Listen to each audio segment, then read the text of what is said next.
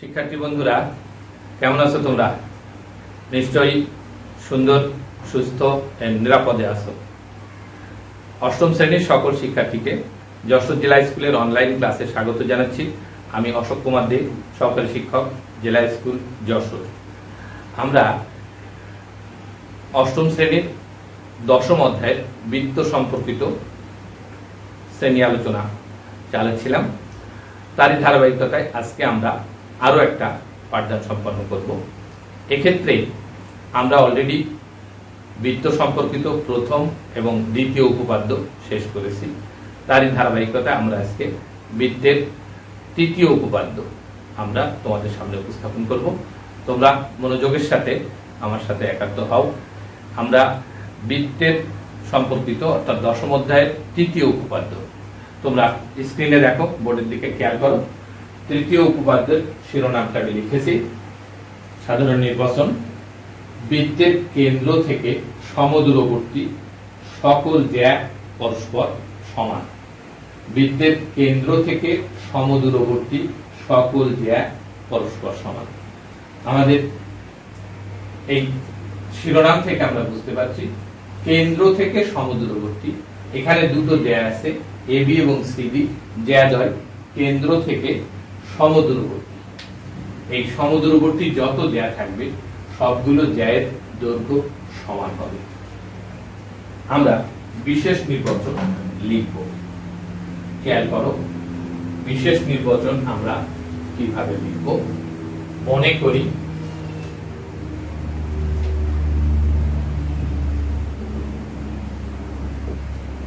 বিশেষ নির্বাচন,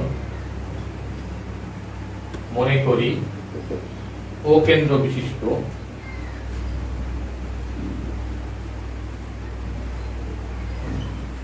বৃত্তে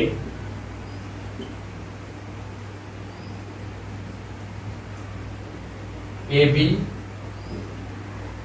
ও সিডি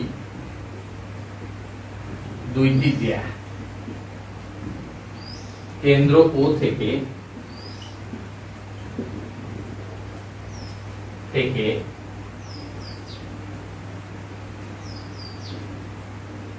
এবি ও সিডি জ্যাদ্বয়ের উপর যথাক্রমে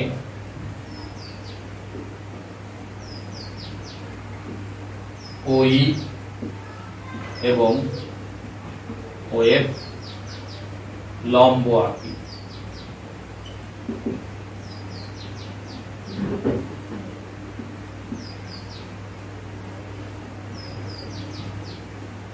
কেন্দ্র থেকে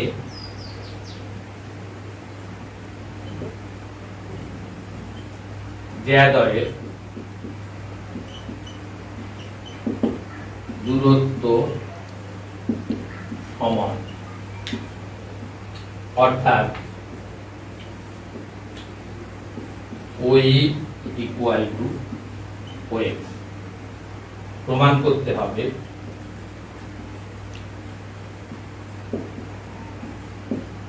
এবি ইকুয়াল টু সিডি। শিক্ষার্থী বন্ধুরা, খেয়াল করো আমরা বিশেষ নির্বাচনটা কিভাবে লিখলাম। মনে করি ও কেন্দ্র বিশিষ্ট বৃত্তে এবি এবং ও সিডি দুটো জ্যা। কেন্দ্র ও থেকে এবি ও সিডি জ্যাদ্বয়ের উপর যথাক্রমে ওই এবং ওএফ লম্ব আঁকি। কেন্দ্র থেকে জ্যাদ্বয়ের দূরত্ব সমান। কেন্দ্র থেকে এই এবি ও সিডি জ্যাদ্বয়ের দূরত্ব সমান এবং এই ওই এবং ওএফ কেন্দ্র থেকে জ্যাদ্বয়ের দূরত্ব নির্দেশ করে, অর্থাৎ ওই ইকুয়াল টু ওএফ। এখন ওই ইকুয়াল টু ওএফ হলে প্রমাণ করতে হবে এবি ইকুয়াল টু সিডি। তাহলে আমাদের দেওয়া আছে এবি আর সিডি দুটো জ্যা, কেন্দ্র থেকে জ্যাদ্বয়ের উপরে ওই এবং ওএফ লম্ব, আর কেন্দ্র থেকে জ্যাদ্বয়ের ওই এবং ওএফ জ্যাদ্বয়ের দূরত্ব নির্দেশ করে। আর ওই ইকুয়াল টু ওএফ অর্থাৎ জ্যাদ্বয়ের দূরত্ব সমান হলে প্রমাণ করতে হবে এবি ইকুয়াল টু সিডি। আচ্ছা, চলে আসি আমরা অঙ্কন।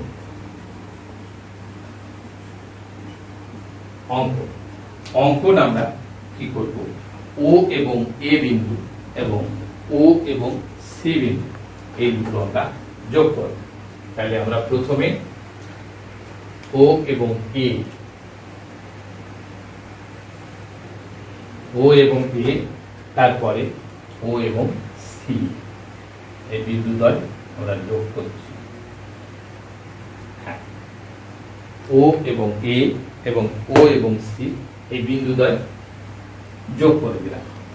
তাহলে আমরা লিখি ও এ এবং সি যোগ করি। এভাবে আমরা অঙ্কন সম্পন্ন করলাম। তাহলে এবার আমরা ধাপে ধাপে প্রমাণে যাচ্ছি। আমাদের প্রমাণ করতে হবে A B O C D যে এদ্বয় পরস্পর সমান।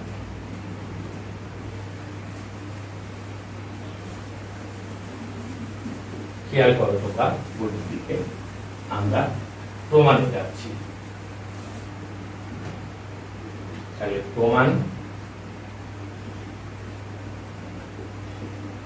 আমরা 4টে ধাপের মাধ্যমে প্রমাণটা সম্পন্ন করব। প্রথমে ধাপ 1, কেন্দ্র ও থেকে A B O C D যে এদ্বয়ের উপর যথাক্রমে ওই এবং ওএফ লম্ব এঁকেছি। আমরা লিখি যেহেতু ওই লম্ব এ বি এবং ওএফ লম্ব সি বি, সেহেতু এই ওই এ বি এর উপর লম্ব, সুতরাং এই কোণটা এক সমকোণ। ওই এ ইকুয়াল টু, ঠিক একইভাবে ওএফসি, এই কোণ দুটো সমান সমান এক সমকোণ। কেন? আমরা জানি কোন বিন্দু থেকে কোন সরলরেখার উপর যদি একটা লম্ব আঁকা হয়, তাই লম্বের উভয় পাশে এক সমকোণ তৈরি হয়। তাই ওই এবং ওই লম্ব এবি এবং ওএফ লম্ব সিডি হয় ওই এ এবং ওএফ সি উভয় এক সমকোণ। এই দুটো আমরা পেয়ে গেলাম এক সমকোণ। আর আমরা জানি যে ত্রিভুজের একটা কোণ সমকোণ তাকে বলে সমকোণী ত্রিভুজ। তাহলে ওই এ এবং ওএফ সি উভয় সমকোণী ত্রিভুজ। তাহলে ধাপ 2, সুতরাং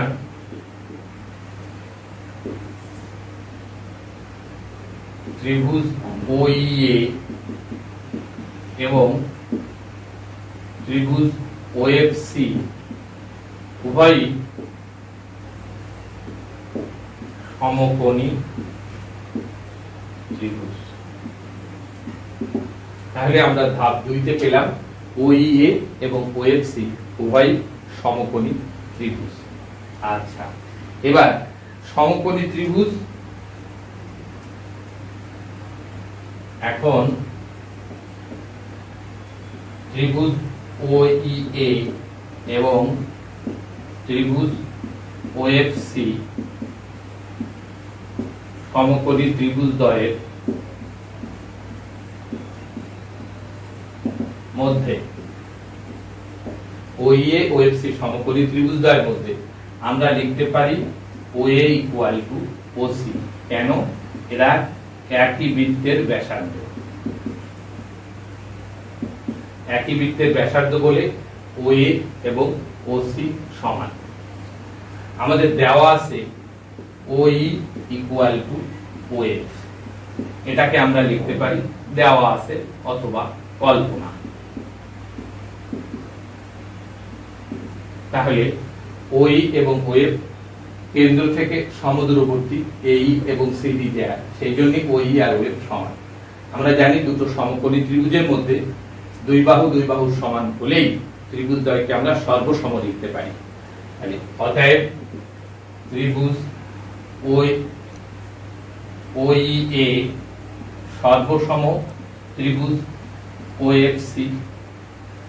আর আমরা জানি কেন সর্বসম, এটা ত্রিভুজের সমকোণী ত্রিভুজের অতিভুজ একটা বাহু অপর একটা সমকোণী ত্রিভুজের অতিভুজ একটা বাহু যদি সমান হয় তাহলে ত্রিভুজদ্বয়কে সর্বসম লিখা যায়।